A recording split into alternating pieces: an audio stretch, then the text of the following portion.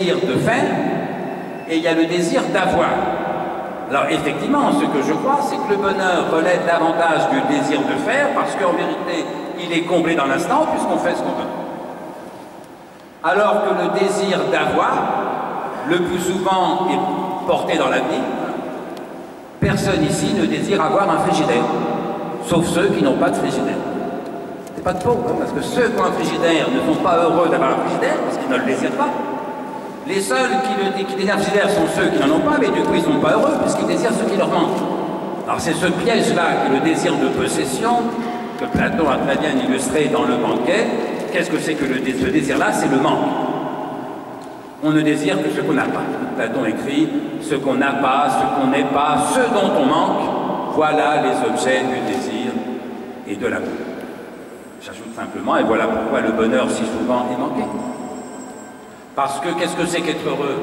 Platon répond, être heureux, c'est d'avoir ce qu'on désire. Mais si le désir est manque, on ne désire que ce qu'on n'a pas, bien sûr. Et si on ne désire que ce qu'on n'a pas, on n'a jamais ce qu'on désire.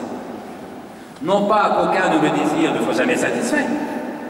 La vie, heureusement, n'est pas difficile à ce point. Vous désiriez un frigidaire, un réfrigérateur, vous avez un réfrigérateur. Oui. Sauf que dès qu'un de nos désirs est satisfait, il n'y a plus de manque, puisqu'il est satisfait.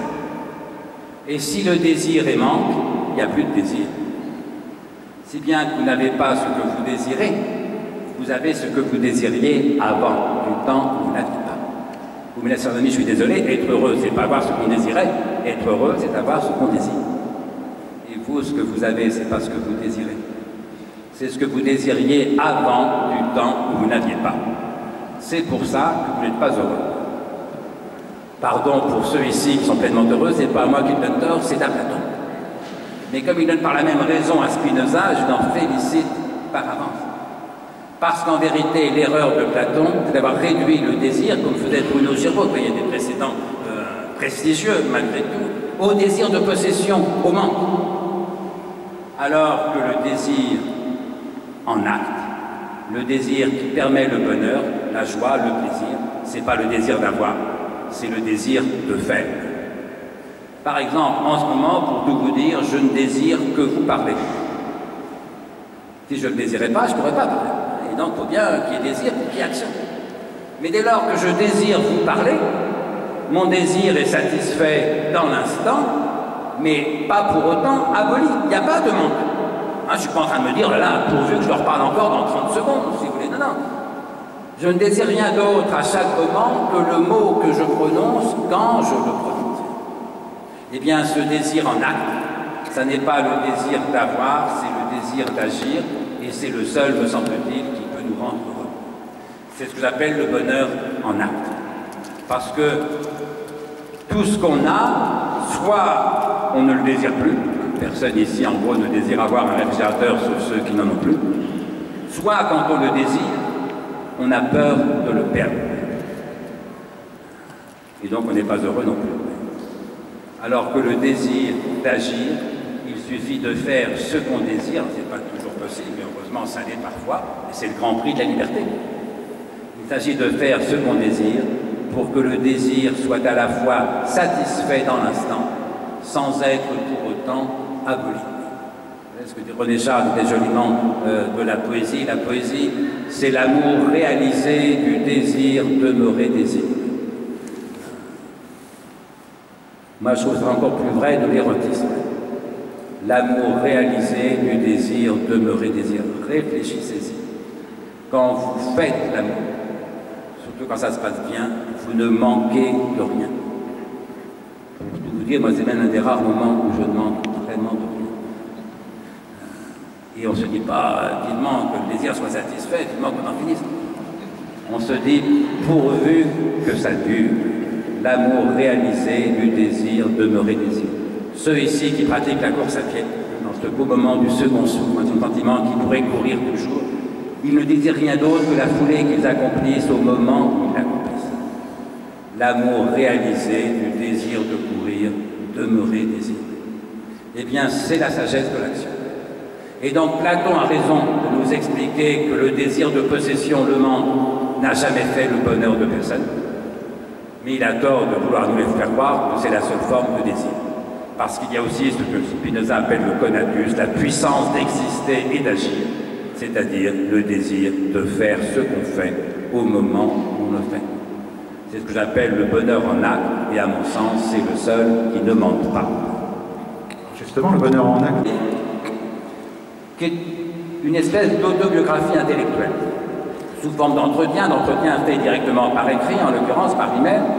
C'est une forme d'autobiographie intellectuelle, d'ailleurs pas seulement intellectuelle, parce que poussé par les questions de François Libonnet, qui est mon interlocuteur, j'ai été amené à parler de moi, au sens autobiographique, plus que je ne l'avais jamais fait, en tout cas publiquement. Et j'évoque ça parce qu'effectivement, ce que j'explique dans ce livre, c'est que j'ai découvert très vite, dès l'enfance, que j'étais au total peu doué pour la vie, peu porté au bonheur, de tempérament plutôt mélancolique, anxieux, pour des raisons qui s'expliquent entre autres par mon enfance, j'en parle dans le livre, je ne veux pas là m'y attarder. Et c'est pour ça que j'ai besoin de tellement de philosophie.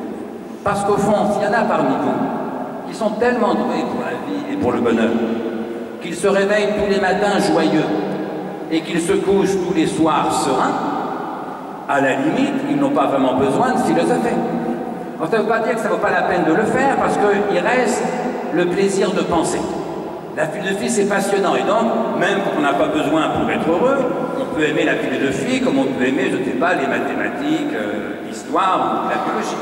Mais ceux qui sont vraiment doués pour la vie et le bonheur, à la limite, n'ont pas de besoin existentiel de philosophie. Alors que moi, qui étais peu doué pour la vie et le bonheur, j'ai eu besoin de philosopher. Et d'autant plus qu'arrivant en terminale, à l'inverse, je me suis découvert bizarrement doué pour la philosophie. Jusque-là, moi j'avais été un élève tout à fait moyen, j'avais jamais redoublé, mais jamais brillé non plus, sauf des fois en français. Puis là, tout d'un coup, j'arrive en terminale, et là, je cartonne, comme on dit. J'ai toujours eu la meilleure note durant toute l'année, pour chaque dissertation, et souvent avec plusieurs points d'écart avec le second, si vous voulez. Bien, je vais vous dire, quand on se découvre comme ça, peu doué pour la vie, et inversement assez doué pour la pensée, il y a quelque légitimité à mettre, si j'ose dire, sa puissance de pensée au service de sa faiblesse de vie. Et je crois que c'est ça le geste foncier du philosophe, en tout cas du philosophe qui n'est pas une pure intellectualité, qui ne fait pas seulement de la philosophie pour faire joujou avec les concepts, mais qui en a besoin pour, comme je dis souvent, pour penser sa vie et pour vivre sa pensée. Alors est-ce que ça marche? Pas totalement, bien sûr. D'abord, penser sa vie et vivre sa pensée, on n'y en a jamais complètement. Il y a toujours de l'impensé dans toute vie et du non vécu dans toute pensée, bien sûr. Et puis la vie reste difficile, et puis comme disait ça, on se guérit d'une névrose, on ne se guérit pas de soi. Et donc en quelque chose, je suis toujours l'enfant mélancolique et anxieux que j'étais quand j'avais 7 ou 8 ans, mais donc si la question c'est est-ce que je suis plus heureux que cela, je n'en sais rien, j'ai aucune raison de le penser. Si la question c'est est-ce que je suis plus heureux avec la philosophie que je ne l'aurais été si je n'avais jamais philosophé, alors là la réponse pour moi est assurément oui. Voilà, et puis enfin je vais vous dire, il ne faut pas non plus faire du bonheur la question des questions. Là encore je m'en explique dans ce livre. J'ai été l'un des premiers à refaire du bonheur une question philosophique, et je l'assume tout à fait, ça fait 25 siècles que le bonheur était une notion philosophique, il n'y a pas de raison qu'on ait arrêté au XXe siècle de considérer ça sérieusement. Je l'assume, sauf que des fois je suis un peu perplexe, quand je vois maintenant, il paraît un livre sur le bonheur, en gros, toutes les semaines, voire des fois plus d'un livre par semaine, quand tout d'un coup le bonheur était la seule question. Non, bien sûr. Et puis d'abord, le bonheur dépend de tellement de choses qui ne dépendent pas de nous. Vous savez, quand j'étais encore jeune philosophe, j'avais publié un premier livre, le Mythe d'Icare, sous-titré un peu pompeusement Traité du désespoir et de la béatitude, dont j'assume encore aujourd'hui l'essentiel des thèses. Je n'ai pas renié ce travail-là, au contraire. Mais enfin, disons que je croyais davantage à la sagesse qu'aujourd'hui. J'étais plus spinoziste que je ne le suis aujourd'hui. Et donc je faisais des conférences, grand public, au cours de ce livre, et après l'une de ces conférences, lors d'un débat, une femme entre deux âges, autrement dit beaucoup plus vieille que je ne l'étais alors, mais beaucoup plus jeune que je ne le suis aujourd'hui, prend le micro et me dit « Écoutez, vraiment, j'ai beaucoup aimé votre conférence. tout ce que vous dites sur la sagesse, la sérénité, le bonheur, tout ça, c'est formidable. Non, il y a juste un problème, me dit-elle. Quand on a des enfants, ça ne marche pas. J'étais déjà jeune père de famille, en l'occurrence durement frappé par le destin. Je lui ai dit, écoutez, chère madame, deux choses. Un, vous avez raison. Quand on a des enfants, ça ne marche pas. Deux, et j'ajoutais, ce n'est pas une raison pour ne pas faire d'enfants. Autrement dit, l'amour de la vie est plus précieux que l'amour de la sagesse. L'amour de la vie est plus précieux que le bonheur. C'est ça la sagesse de Montaigne. Vous savez, à l'extrême fin des essais, dans le dernier chapitre du dernier livre des essais, Montaigne écrit simplement « Pour moi donc, j'aime la vie ». Eh bien, la sagesse du second rang que j'évoquais en commençant, pour moi, elle se résume dans cette formule-là. Autrement dit, la sagesse, c'est pas l'amour du bonheur, comme on le croit parfois aujourd'hui. Pas besoin d'être sage pour aimer le bonheur, n'importe quel crétin est capable d'aimer le bonheur. La sagesse, ça n'est même pas l'amour, pardon, la sagesse, ça n'est même pas l'amour de la sagesse. N'importe quel philosophe en est capable, qui le porte dans son nom. Philosophos, en grec, c'est celui qui aime la sagesse. Sauf que le philosophe n'est pas un sage. Parce que je vais vous dire, la vraie sagesse, ça n'est pas d'aimer le bonheur. La vraie sagesse, ça n'est pas d'aimer la sagesse. La vraie sagesse, c'est d'aimer la vie. Heureuse ou malheureuse, sage ou pas. Et bien sûr, aucune vie n'est heureuse ou sage dans son entier. Arrêtez de rêver, arrêtez de fantasmer. Voilà, et donc, il m'arrive souvent maintenant, quand les journalistes m'interviewent sur le bonheur, je leur dis, mais est-ce que c'est tellement important? Ce n'est pas plus important comme souci que savoir si vous êtes heureux. Occupez-vous de ce qui compte vraiment. Vos enfants, vos amis, vos amours, votre métier, la justice, la liberté, la paix. Le bonheur viendra par surcroît avec un peu de chance. Et vous manquera moins s'il ne vient pas. Et alors ça, je l'avais compris dès le départ, parce que quand vous appelez mon traité de désespoir et de la béatitude, ça veut dire qu'on ne pouvait être heureux qu'à la condition de cesser d'espérer le devenir. À la façon de Woody Allen, qui écrivait drôlement et absurdement, « Qu'est-ce que je serais heureux si j'étais heureux ?» Il est donc impossible qu'il le devienne, puisqu'il passe son temps à espérer le devenir, et qu'on espère par définition que ce qu'on n'a pas.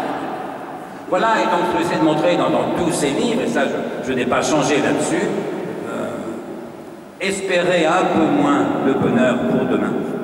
Cela vous aidera à le vivre plus facilement aujourd'hui. Je l'ai dit souvent, il s'agit, c'est pas de t'interdire d'espérer. Vous pouvez essayer, ça ne marche jamais. Mais j'ai souvent dit, il s'agit d'espérer un peu moins, et surtout de connaître, d'agir et d'aimer un peu plus. Ce que le philosophe Alain avait exprimé au fond en une phrase, le bonheur est une récompense qui vient à ceux qui ne l'ont pas cherché. Le bonheur est une récompense qui vient à ceux qui ne l'ont pas cherché. Alors justement,